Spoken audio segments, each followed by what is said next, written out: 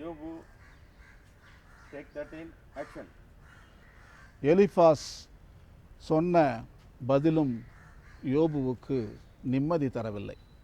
மீண்டும் மீண்டும் அவருடைய நீதியை பற்றியும் அவருடைய அன்பை பற்றியும் அவர் செய்கின்ற தான தர்மங்களை பற்றியும் தான் அவர் பேசி கொண்டிருக்கிறார்.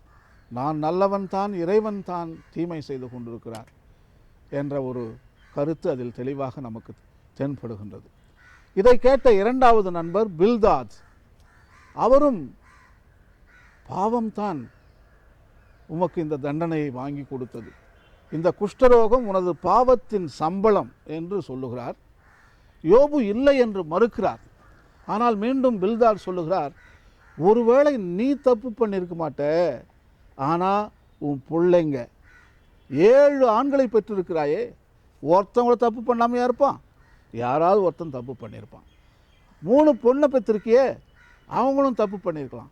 ஸோ அவங்க செய்த தப்புக்காக நீ தான் அவஸ்தைப்பட்டுக்கிட்டு இருக்க, உனது பிள்ளைகளுடைய சாபம்தான் உன்மேல் இருக்கிறது என்று பில்தாத் இவரை பார்த்து சொல்லுகிறார்.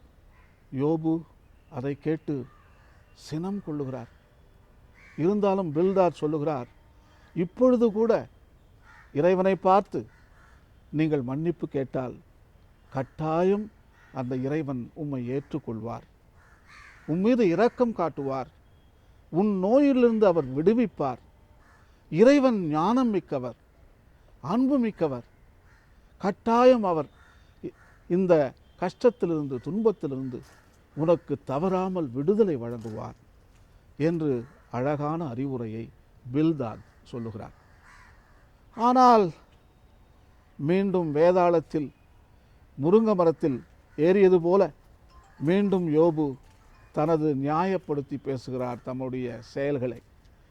நான் நல்லவன், இறைவன் தான் எனக்கு அநீதியை வழங்குகிறார், இறைவனை நான் நீதிமான் என்று அழைக்க மாட்டேன், அவர் அநீதி செய்து கொண்டிருக்கிறார் என்று இறைவனுக்கு மீண்டும் இறைவன் மீது வழக்கை அவர் தொடுப்பதை நாம் பார்க்கிறோம். ஸோ அத்தியாயம் யோபு புத்தகம் 8வது அதிகாரம் 4 to 5 வசனங்கள் என்ன சொல்லுகின்றன என்று பார்ப்போமா?